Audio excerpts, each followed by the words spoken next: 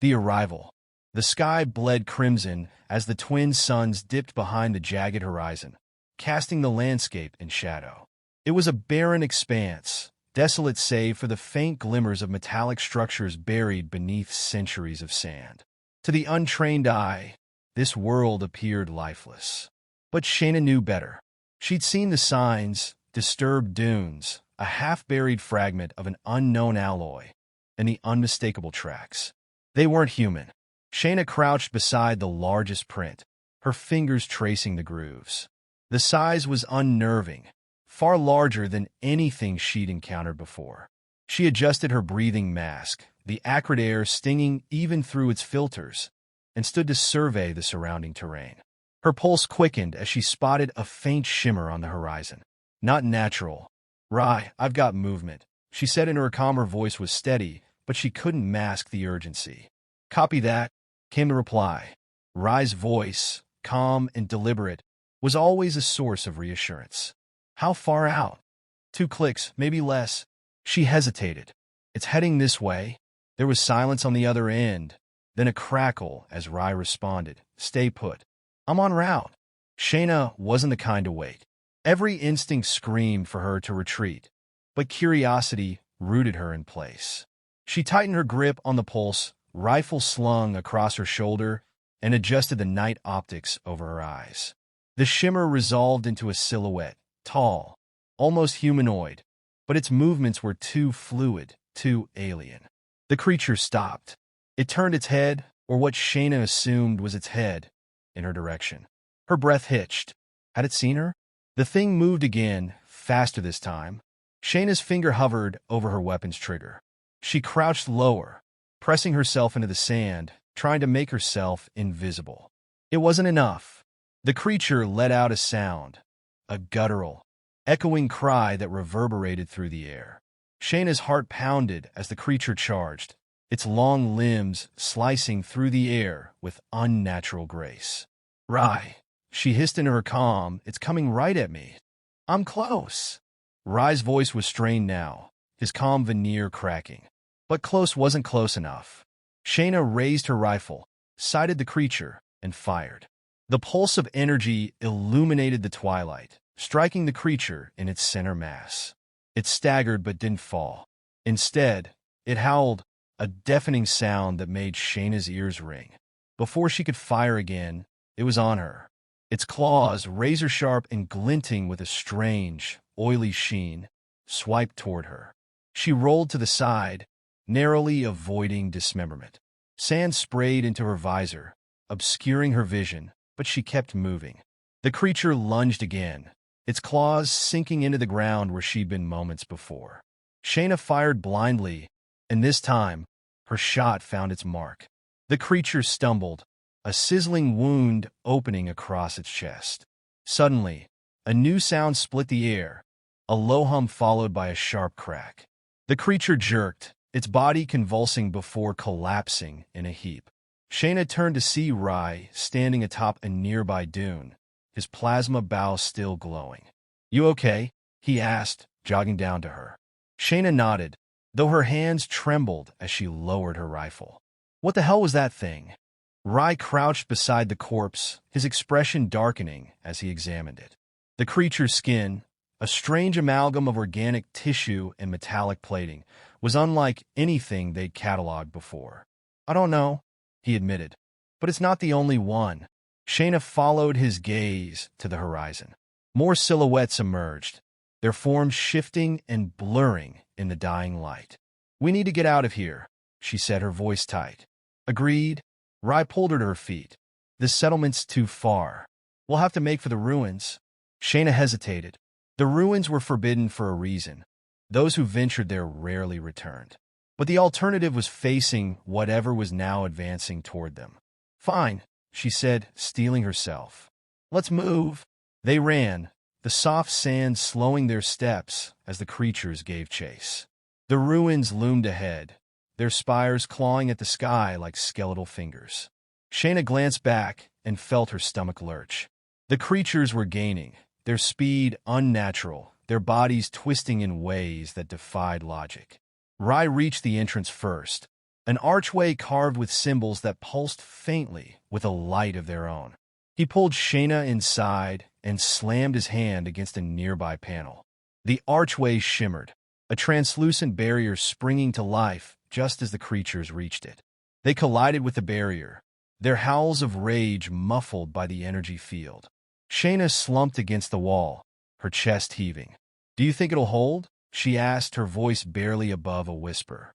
"For now," Rai said, though he didn't sound convinced. He turned to study their surroundings. The interior of the ruins was unlike anything Shayna had ever seen. The walls seemed alive, shifting and pulsating with an eerie, rhythmic glow. "What is this place?" she murmured, her fear momentarily eclipsed by awe. Rai didn't answer immediately. He was staring at something, a pedestal in the center of the room, atop which rested an orb that pulsed with a soft, golden light. "Shayna," he said, his voice low, "I think we just found out why they're here." She stepped closer, her eyes fixed on the orb. It seemed to hum, a sound she felt more than heard, resonating deep within her. "Do we take it?" she asked, though part of her already knew the answer. Rai hesitated. "If we do, we'll draw them all to us. And if we don't?" He met her gaze, his expression grim. "Then we've got no leverage, no way to stop them." Shayna swallowed hard. She reached for the orb, her fingers trembling as they brushed its surface. The moment she touched it, a surge of energy shot through her, and the room blazed with light. The creatures outside screamed, their cries a mixture of rage and fear. Shayna stumbled back, clutching the orb to her chest. "What did you do?" Rai demanded. "I don't know," she said, her voice shaking. Before either of them could say more, the light coalesced into a shape, a figure, humanoid but otherworldly, its eyes blazing with the same golden light as the orb. "You have awakened me," it said, its voice echoing in their minds. "Now you must choose." "Choose what?" Shayna asked, her voice barely audible. The figure's gaze bore into her. "To fight or to perish." Shayna tightened her grip on the orb, her fear giving way to determination. "Then we fight?" The figure nodded. The ruins shuddered, and the walls began to shift, revealing an array of weapons unlike anything Shayna had ever seen.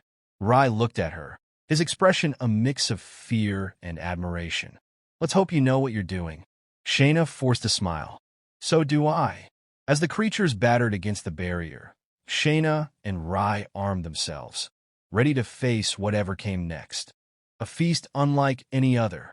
The hall was aglow with golden light, each flicker of the chandeliers casting elaborate patterns on the vaulted ceiling. A forest of evergreen garlands wrapped the stone pillars, their earthy scent barely masking the heady aroma of roasted meats and spiced wine. The long table stretched nearly the length of the room, groaning under the weight of platters laden with pheasant, honey-glazed ham, and fruits that glistened like jewels. Yet it wasn't the abundance of food that stilled conversation as the guests took their seats. It was the host. Lord Calidus stood at the head of the table, a figure of cold refinement in his obsidian velvet cloak. His presence demanded attention, not through force but through an unspoken gravity. "Friends," he began, his voice smooth as oil. "Tonight, we celebrate triumphs, binding ourselves in unity as we look to the future." But he paused, his dark eyes sweeping over the assembled guests. "We must first confront truths. For only through honesty can strength be forged." The murmurs that followed were uneasy. To dine at Calidus' table was an honor reserved for the influential and the bold, but his words hinted at something beyond a mere feast. Near the center of the table, Alaric shifted in his chair, a knight in every sense of the word. He wore his honor as visibly as the sword at his hip. The unease in his storm-gray eyes contrasted sharply with his steely exterior. Across from him, Lady Seraphine, resplendent in crimson silk, sipped her wine with practiced grace. Her ruby ring caught the light as she tilted her glass, but her gaze was fixed on Calidus. "He always weaves a web," she murmured, her words barely audible over the crackling hearth. Alaric leaned closer. "And where the flies are we?" Her lips curved into a smile that didn't reach her eyes. "A fly knows it's ensnared. I'm not sure we do.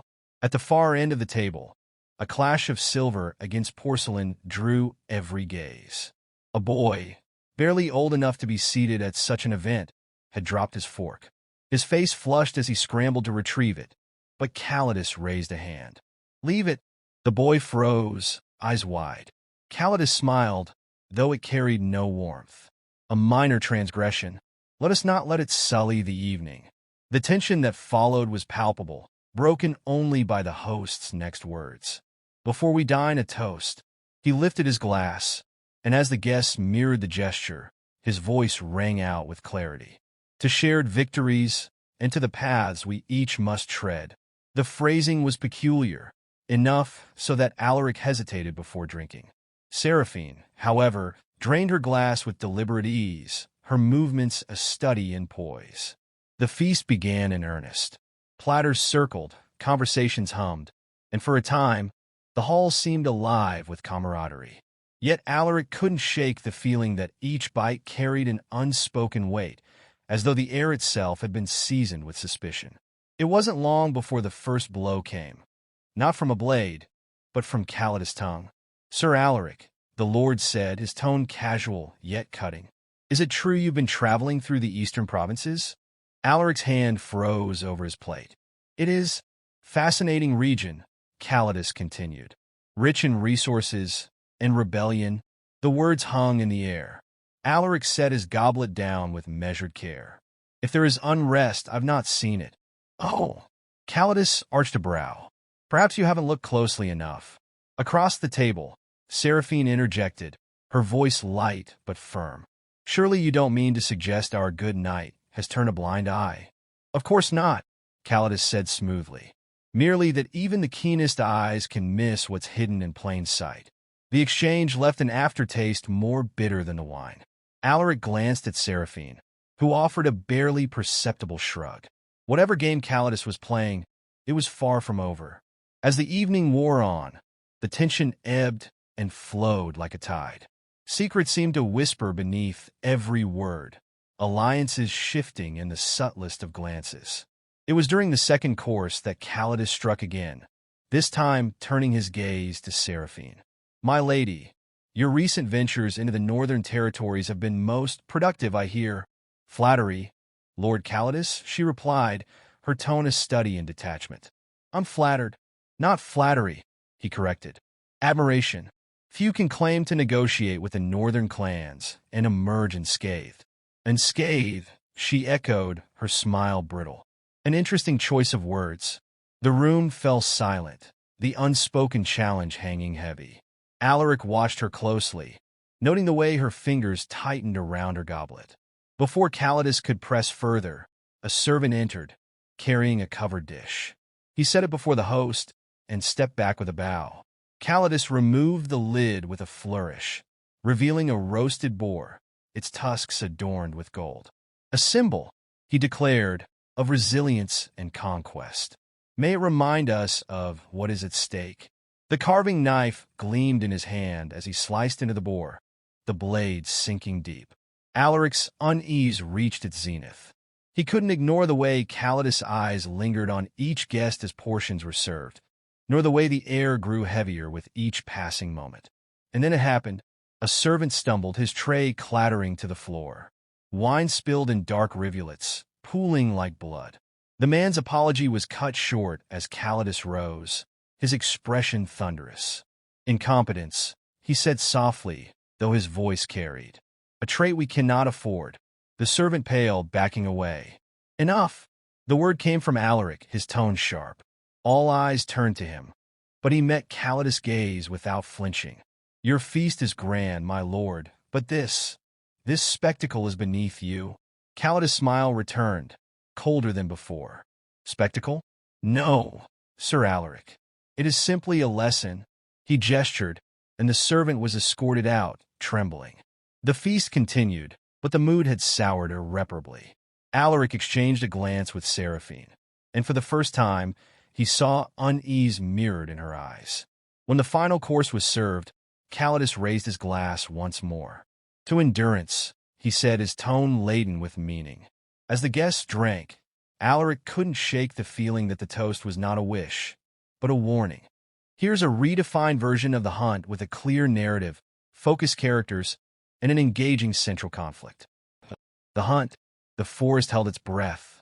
Gnarled oaks towered overhead, their branches entwined in a perpetual struggle for dominance against a slate-gray sky.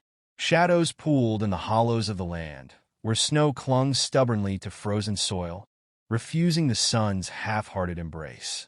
In this stark quiet, the hunters moved with practiced precision, their quarry both a prize and a threat. Leading the group was Calla Vey, a woman forged by necessity and sharpened by tragedy.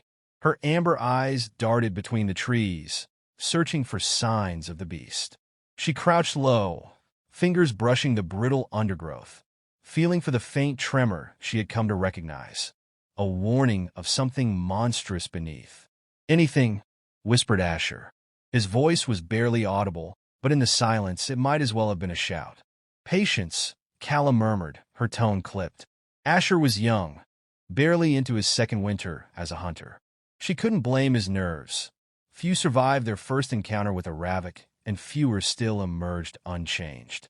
Behind them, the rest of the group fanned out. Rena, the tracker, moved with feline grace, her braided hair wrapped tightly around her head to keep it from catching on the branches. She carried no weapon, relying instead on her uncanny ability to read the land, as if it whispered secrets meant only for her. And then there was Kale, broad-shouldered and taciturn. He was the group's anchor. His twin axes gleamed dully in the muted light, their edges honed to a lethal sharpness.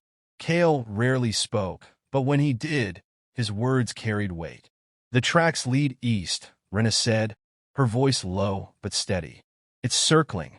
It knows we're here." Calla rose to her full height, brushing dirt from her knees.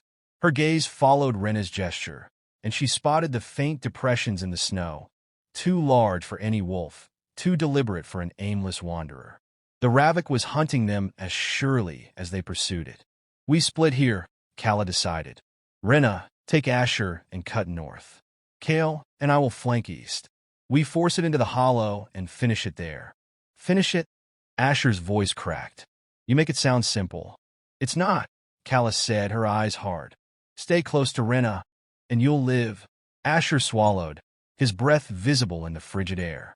He nodded, gripping his spear tighter as he followed Rena into the shadows. Kale moved to Calla's side, his presence a silent reassurance. Together, they advanced eastward, the forest closing in around them like the ribs of some ancient beast. The Ravik was close now. Calla could feel it in the air, a tension that prickled her skin and made her breath hitch. It wasn't just the scent of blood or the claw marks etched into nearby trees. It was the unnatural quiet, the way the birds had fled and the wind dared not stir. Kale halted abruptly, his head tilting as though listening to something beyond human hearing. Calla froze beside him, her hand drifting to the hilt of her blade. "It's watching," Kale muttered, his voice a rumble of restrained fury. Calla's pulse quickened. Her eyes scanned the dense underbrush, but the Ravik was a master of camouflage, its mottled hide blending seamlessly with the shadows. Then a flicker of movement, a shape too large, too deliberate to be anything but their quarry. "Now," she hissed. Kale moved first, a blur of raw power as he charged toward the creature. His axes swung in deadly arcs, their weight singing through the air. Calla followed, her blade flashing as she aimed for the beast's flank. The Ravik burst from its hiding place with a roar that shook the trees. It was a nightmare made flesh, hulking and sinewy, its eyes burning with feral intelligence. Black spines jutted from its back, and its claws gleamed like obsidian. Kale's first strike hit true, carving a gash along the creature's shoulder. But the Ravik was fast, unnaturally so. It twisted, one massive claw swiping toward him. Kale barely evaded the blow, the ground where he stood exploding in a spray of dirt and snow. Calla darted in, aiming for the creature's exposed side. Her blade found purchase, slicing deep, but the Ravik retaliated with a backhanded swipe that sent her sprawling. Pain lanced through her ribs as she hit the ground, her vision momentarily blurring. Kala! Kale's voice cut through the chaos, pulling her back. She forced herself to her feet, clutching her blade as the Ravik rounded on her. It lunged, its jaws snapping shut inches from her face. Kala drove her blade upward, the steel biting into the creature's maw. The Ravik howled, staggering back, and Kale seized the opportunity. His axes descended in a brutal strike, severing one of its spines. But the beast was far from defeated. It twisted violently, its tail, a weapon in its own right, whipping toward Kale. He blocked with one axe, but was thrown backward by the force. "Rena!" Kala shouted, hoping the others were close. As if summoned, an arrow whistled through the air, striking the Ravik's eye. The creature screamed, a sound that resonated deep in Kala's bones. Rena emerged from the tree-line, another arrow already knocked. "We're here!" Asher's voice was shaky, but determined as he joined the fray, his spear aimed at the beast's exposed flank. The Ravik, wounded but enraged, thrashed wildly. Kala, Kale, and the others pressed their advantage, driving it toward the hollow where the terrain would trap it. The battle was fierce and unrelenting, each moment a delicate dance between survival and death. Finally, with a combined effort, they brought the beast down.